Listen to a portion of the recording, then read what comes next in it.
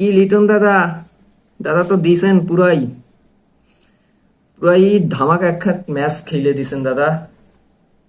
আপনার থেকে আরো আরো জঘন্য ম্যাচ আশা করছিলাম, 0 রানে আউট আশা করছিলাম।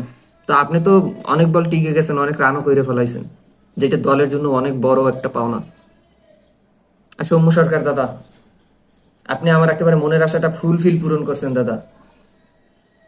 কেননা আপনারা লিটন দাসের থেকে এইটাই আশা করছিলাম যে দুইজনই 0 রানে আউট হবেন, কিন্তু লিটন দাস আমার মন ভাঙিয়ে দিছে দাদা। লিটন দাস কিন্তু কথায় কাজে মিল রাখতে পারে নাই দাদা, আমার আশাটাই ভেঙে দিছে। তবে আপনার প্রতি আমি সন্তুষ্ট সৌম্য দাস দাদা, আপনার প্রতি আমার পুরোই সন্তুষ্ট। কেননা আপনি আমার মনের আশা রাখছেন, কেন 0 রানে আউট হয়েছেন। সেকেন্ড ডাক বাবা আপনি। আর লিটন দাস ডাক বাবা, সে কিন্তু মনের আশাটা পূরণ করতে পারে নাই। আর শান্ত দাদার কথা কি বলবো, তার কথা না বললেই নয়। সে যা খেলা দিছে, যে অ্যাগ্রেসিভ ব্যাটিং, বাইরে ভাই পুরাই আগুন।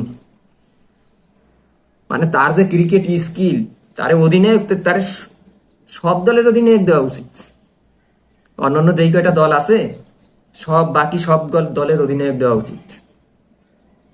ইন্ডিয়া অস্ট্রেলিয়ার মতো দলেরও ক্যাপ্টেন্সি করার যোগ্যতা রাখে, এত স্কিলফুল একটা প্লেয়ার।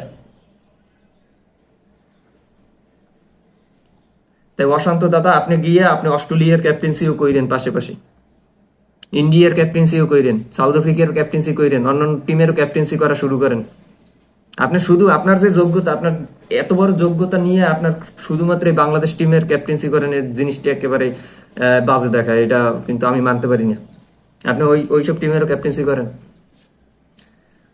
আপনার যে স্কিল, ভাই ভাই, মারাত্মক লেভেলের স্কিল আপনার। ব্যাটিং, বোলিং, আপনি তো বলও করেন মাঝে মাঝে, বলও তো অসাধারণ। আপনি চাইলে ফার্স্ট স্পেলে বলও করতে পারেন। কেন ক্যাপ্টেন্সি আপনি করতেছেন, সব আপনি করবেন।